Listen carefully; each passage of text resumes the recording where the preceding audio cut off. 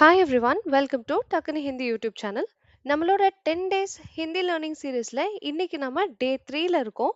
இந்த 10 டேஸ் கிளாஸ்லயுமே வெறும் 10 நிமிஷம் நீங்க ஒதுக்கிக்கிட்டே வந்தா போதும். 150 ஹிந்தி சென்டென்சஸ் கத்துக்க முடியும்.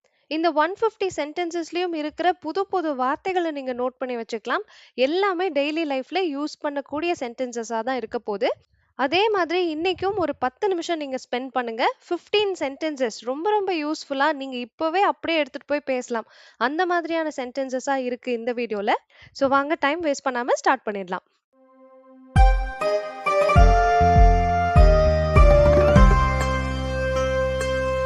ஃபர்ஸ்ட் சென்டென்ஸ், வண்டிய இங்க நிறுத்துங்க. இல்லனா நம்ம ஊர்ல சொல்லுவோம் இல்லையா, வண்டிய இங்க போடுங்க, இங்க போடுங்க அப்படின்னு சொல்லுவோம். இதே மாதிரி ஹிந்தில காடி இதர் லகாயியே, காடி இதர் லகாயியே. காடினா வண்டி, முக்கியமா கார தான் காடின்னு சொல்லுவாங்க. காடினா ஆக்சுவலா ஹிந்தில எல்லா வண்டிகளையும் குறிக்கும். இப்ப பேச்சு வழக்குன்னு வரும்போது காடிங்கிறது கார மென்ஷன் பண்ற மாதிரி வார்த்தையா தான் இருக்கு. இதர் அப்படின்னா இங்க, இத நீங்க யஹான்னு கூட மாத்திக்கலாம். காடி இதர் லகாயியே. லகான்ற வார்த்தைக்கு எக்கச்சக்கமான மீனிங் இருக்கு. அதுல ஒரு மீனிங் போடுங்க அப்படின்னு சொல்றது. சோ வண்டிய இங்க போடுங்க அப்படின்னு சொன்னா, வண்டிய இங்க நிறுத்துங்கன்னு நாம எப்படி நம்ம பேச்சு வழக்கு தமிழ்ல அண்டர்ஸ்டாண்ட் பண்ணிக்கிறோமோ, அதே மாதிரி ஹிந்தில காடி இதர் லகாயியேன்னு சொன்னா, வண்டிய இங்க நிறுத்தி வைங்க, வண்டிய இங்க போடுங்கன்னு அர்த்தம். காடி இதர் லகாயியே, காடி இதர் லகாயியே. செகண்ட் சென்டென்ஸ், மெத்தையில தூங்கு, பெட்ல தூங்கு.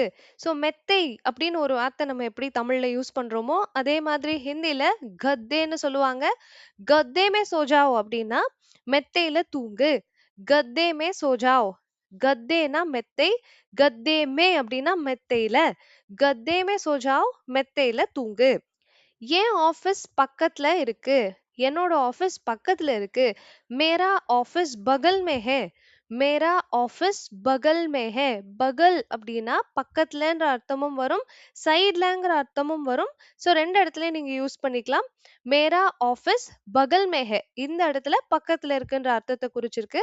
இப்போ நீங்க எப்படி நான் இதுக்கு முன்னாடி நான் இதர்ங்கிற வார்த்தைக்கு யஹான் கூட நீங்க யூஸ் பண்ணிக்கலாம்னு சொன்னேனோ, அதே மாதிரி பகல் மேக்கு பக்கத்துல பக்கத்துலங்கிற வார்த்தைக்கு பகல் மேக்கு பதிலாக நீங்க பாஸ் மே கூட யூஸ் பண்ணிக்கலாம். பகல் மே அல்லது பாஸ் மே. என்னோட ஆபீஸ் பக்கத்துல இருக்கு. மேரா ஆபீஸ் பகல் மே ஹை.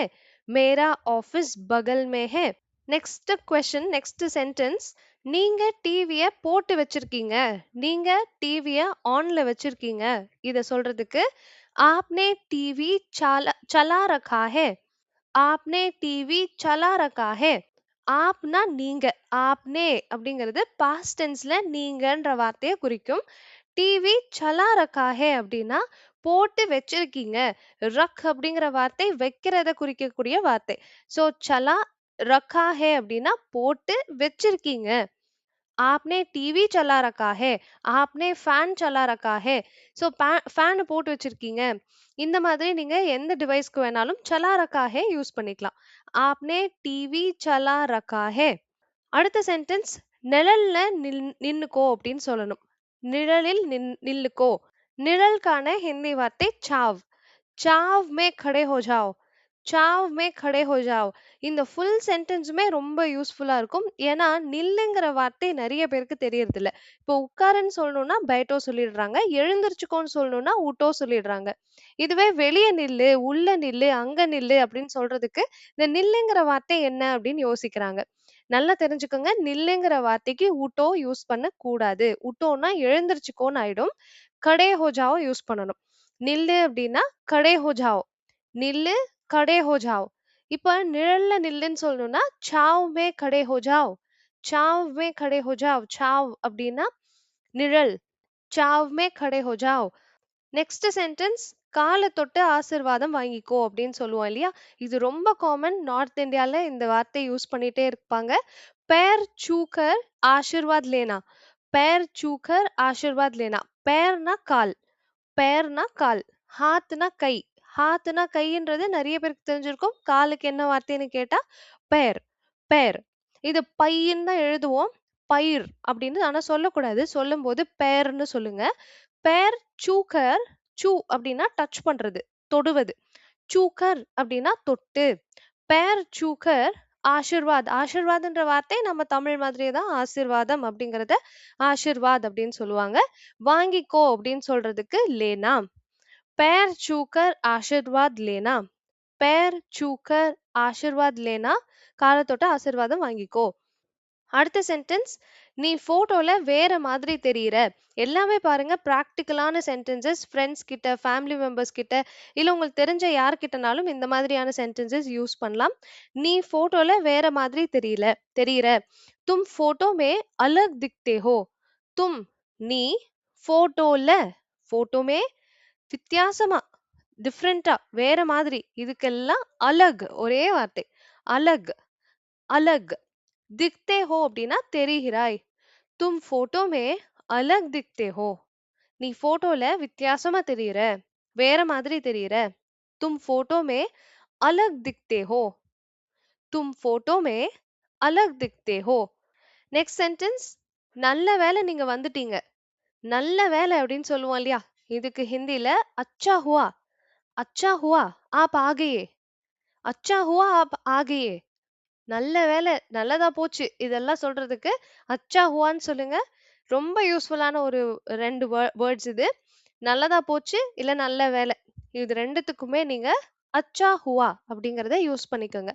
நிறைய இடத்துல நீங்க கேள்விப்பட்டிருப்பீங்க கியா ஹுவா அப்படின்னு சொல்லி. கியா ஹுவானா என்ன ஆச்சு. இப்ப நல்லதா போச்சுன்னு சொல்றதுக்கு அச்சா ஹுவா. அவ்வளவுதான், ரொம்ப சிம்பிள். அச்சா ஹுவா ஆப் ஆ கயே. ஆப் ஆ கயே அப்படின்னா நீங்க வந்துட்டீங்க. ரெண்டையும் சேர்த்து போட்டா சென்டென்ஸ் ரெடி. அச்சா ஹுவா ஆப் ஆ கயே. நல்லதா போச்சு, நீங்க வந்துட்டீங்க. நெக்ஸ்ட் சென்டென்ஸ், குழாயில தண்ணி குறைவா வருது. குழாயில இருந்து தண்ணி கம்மியா வருது. குழாய்க்கு என்ன சொல்றது ஹிந்தில? நல். நல். குழாய்க்கு ஹிந்தில நல். குழாயில இருந்து, நல் சே. தண்ணிக்கு எல்லாருக்குமே தெரியும் பானி.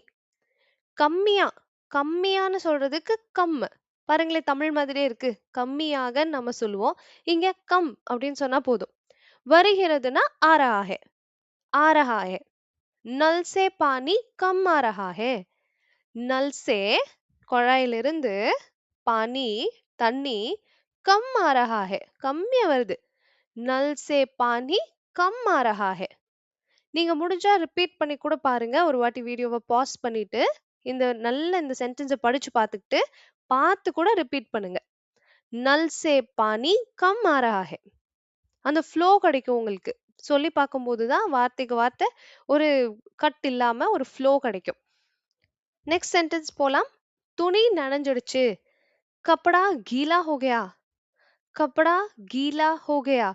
கப்படானா துணி. அது என்ன ட்ரெஸ்ஸா வேணாலும் இருக்கலாம். ட்ரெஸ், அவ்வளவுதான் கப்படா. கீலா அப்படின்னா நனைஞ்சிடுறது. கீலா ஹோ கயா அப்படின்னா நனைஞ்சு போயிடுச்சு. கப்படா கீலா ஹோ கயா.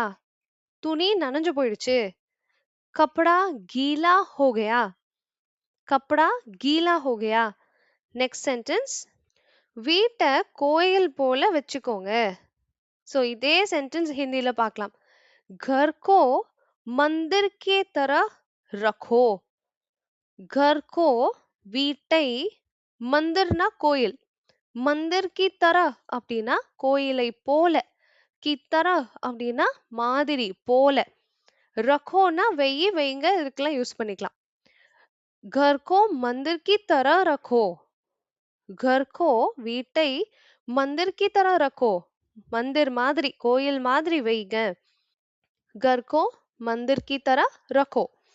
நெக்ஸ்ட் சென்டென்ஸ், பணம் வந்தோனே சொல்லுங்க. பணம் வந்தோனே சொல்லுங்க. पैसे आते ही बता देना. पैसे आते ही बता देना. இது வந்த உடனே அப்படிங்கிற ஒரு டோனை மென்ஷன் பண்ணுது. உடனே சொல்லுங்கன்ற மாதிரி இருக்கும். पैसेனா பணம், आते ही அப்படின்னா வந்தோனே, बता देना அப்படின்னா சொல்லிடுங்க. पैसे आते ही बता देना. பணம் வந்தோனே சொல்லிடுங்க. पैसे आते ही बता देना. पैसेனா பணம், आते हीனா வந்த உடனே, बता देना அப்படின்னா சொல்லிடுங்க. நெக்ஸ்ட் சென்டென்ஸ், அவர் வந்திருப்பாரு. वो आ गए होंगे. वो आ गए होंगे. இதுல இருந்து ஆக்சுவலா நீங்க 2 விஷயங்கள் கூட கத்துக்கலாம். அவர் வந்துட்டாருன்னு சொல்லணும்னா वो आ गएன்னு சொல்லுங்க. அவர் வந்துட்டாரு. वो आ गए. வோனா அவர், ஆகேன்னா வந்துட்டாரு. இதே ஒரு ஹோங்கேவ மட்டும் சேர்த்துக்கோங்களேன். அவர் வந்து இருப்பாரு. அவரு வந்துட்டாரு போல இருக்கு. அவர் வந்திருப்பாரு இந்நேரத்துக்கு. இதெல்லாம் சொல்லுவோம் இல்லையா? அப்ப இந்த ஹோங்கேவ சேர்த்துக்கங்க. இந்த ஹோங்கேவ சேர்க்கும்போது ஒரு பாசிபிலிட்டி. நம்ம இந்த இந்த விஷயம் நடந்திருக்குமா இருக்கும். அப்படின்னு சொல்ற மாதிரி இந்த ஹோங்கே வார்த்தை சேர்த்துன்னு இது மாறிருச்சு. "वो आ गए" அப்படிங்கிறது அவர் வந்துட்டார். "वो आ गए होंगे" அவர் வந்து இருப்பார். "वो आ गए होंगे" நெக்ஸ்ட் சென்டென்ஸ் அவன் புயல கொண்டு வந்துருவான். ஸோ இது வந்து ரொம்ப பேச்சு வழக்கு ஒரு ஹிந்தி சென்டென்ஸ். இது என்ன மீன் பண்ணுதுன்னா, அவன் வந்தாலே ஏதாவது ஒரு பிரச்சனைய இழுத்துட்டு வந்துருவான்னு சொல்லுவோம் இல்லையா? அவன் வந்தாலே ஒரு புயல கிளப்பிருவான் அப்படின்னு சொல்லுவோம். இதே மாதிரி ஹிந்தில இந்த பர்ட்டிகுலர் சென்டென்ஸ நெறைய யூஸ் பண்ணுவாங்க. அது என்னன்னு பாருங்களேன். "वो तूफान लेके आता है." "वो तूफान लेके आता है." வோனா அவன், தூஃபான் அப்படின்னா புயல். தூஃபான் அப்படின்னா புயல். லேக்கே ஆத்தா ஹேன்னா எடுத்துட்டு வந்துருவான். "वो तूफान लेके आता है." ஸோ என்ன மீன் பண்றாங்கன்னா, லிட்ரலா அவன் புயல எடுத்துட்டு வரான் அப்படிங்கிறது அர்த்தம் கிடையாது இல்லையா? அப்ப என்ன சொல்ல வராங்க? அவன் வந்தாலே ஏதாவது பிரச்சனைய எடுத்துட்டு வந்துருவான்னு சொல்ல வராங்க. ஸோ தூஃபான்றது ஏதோ புயல், பிரச்சனை, ஒரு பெரிய அ ப புயல் மாதிரியான பிரச்சனைய தான் இந்த இடத்துல மீன் பண்றாங்க. "वो" அவன், "तूफान" புயல், "लेके आता है" எடுத்துட்டு வருவான். "वो तूफान लेके आता है."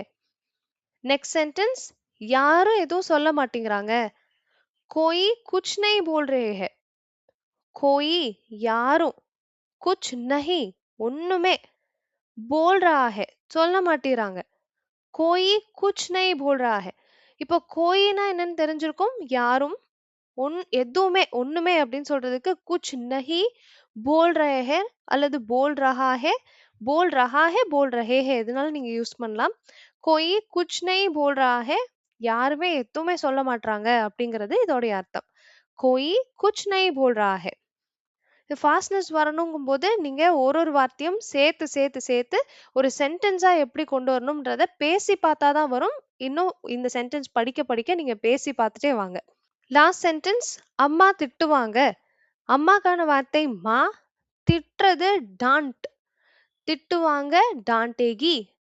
அம்மா திட்டுவாங்க மா டான்டேகி. மா டான்டேகி.